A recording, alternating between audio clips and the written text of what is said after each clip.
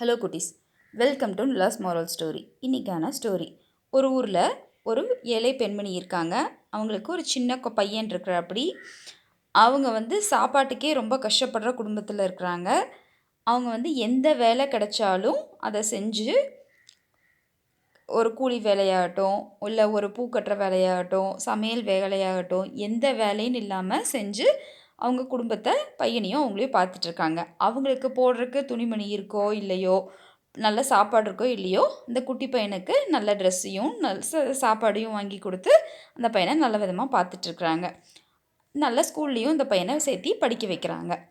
அப்படி இருக்கப்போ அந்த பையன் கொஞ்சம் கொஞ்சமாக பெருசாகிட்டே வர்றான்.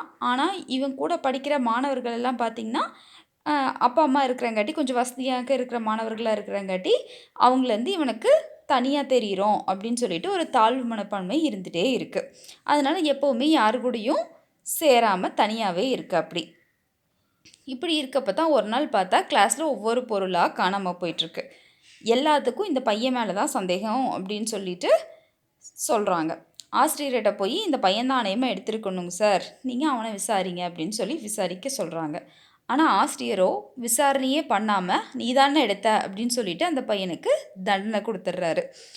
நம்ம ஏழையாக இருக்கிறங்காட்டி தானே இந்த மாதிரி எந்த விசாரணையுமே பண்ணாமல் நம்மளுக்கு தண்டனை கொடுத்தாங்க. கண்டிப்பாக இவங்க முன்னாடி வாழ்க்கையில் நம்ம உயர்ந்து காட்டணும் அப்படின்னு சொல்லி அந்த பையன் அன்னையிலேருந்து டெய்லியும் டே அண்ட் நைட்டாக நல்லா படிக்க ஆரம்பிக்கிறாப்படி.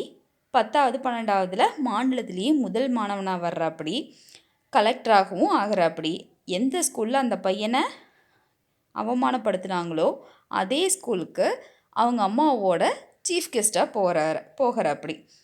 ஒருத்தர் நம்மளை அசிங்கப்படுத்தினாலும் அவங்களுக்கு நம்ம கொடுக்குற பதிலடி நம்மளோட வெற்றியாக தான் இருக்கணும். நன்றி.